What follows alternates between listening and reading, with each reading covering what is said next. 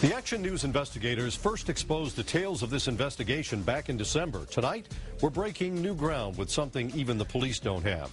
These guys accused of being rogue cops were actually caught on tape during a drug raid.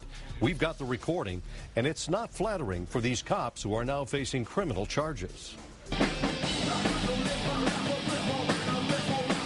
You're watching a performance by a rock band called One, Others Not Equal.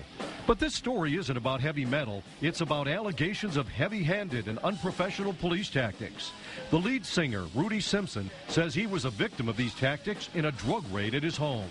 It all centers around this man, State Police Lieutenant Luke Davis, who's now facing corruption charges. In June of 2008, the Omni Drug Task Force, headed by Lieutenant Davis, executed a search warrant on Rudy Simpson's Monroe County home.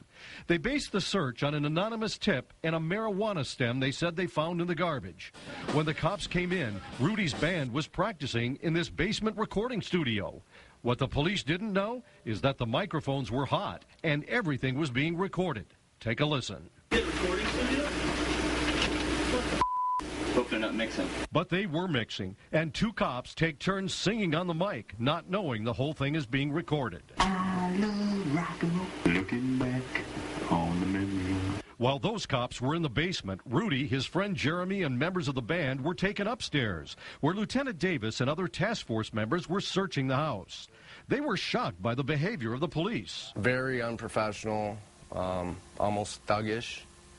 I felt violated and almost like if it was a game to them. Going into kitchen cabinets, eating cookies, and going in the refrigerator, eating stuff out of the refrigerator. It was very unprofessional. And it wasn't exactly a big drug haul for the cops either. 4 ounces in the bag. They found a 1/4 ounce of marijuana, 12 small seedlings in a pot they claimed were marijuana, and a half a pain pill that Rudy later produced a prescription for. These guys say the police seemed more interested in Rudy's stuff than they were in the drugs they found. Basically what I heard them talking about was what equipment, what materialistic stuff could they take out of my house. It seems like, yeah, that they were just trying to figure out what they could come out of here with. And now, hear it for yourself, caught on the band's equipment that the cops don't know was recording. Well, we kicked a bunch of booze, right? I don't know where we at. I mean, that's Luke's fault, not mine. I was just trying to get you bail on that. Yeah, well, Luke comes down here and don't want to take everything. Band, he's going to say that 1/4 ounce, at least a 1/4 ounce there is going to give us a chance to take all this stuff, according to Luke. Hey, what do you want to take in the basement? You want to take the drums and all that or no? The police wound up taking 3 pages worth of stuff from the house, including some of Rudy's personal property, a 52-inch flat-screen TV, a DVD player, 2 computers, a camera, and a bunch of DVDs. Under the law, police are only supposed to confiscate property that was purchased with money earned from drug sales. Rudy admits he was smoking pot, but what evidence did they have that he was selling drugs? There was none. There was no sales. There was no undercover cops.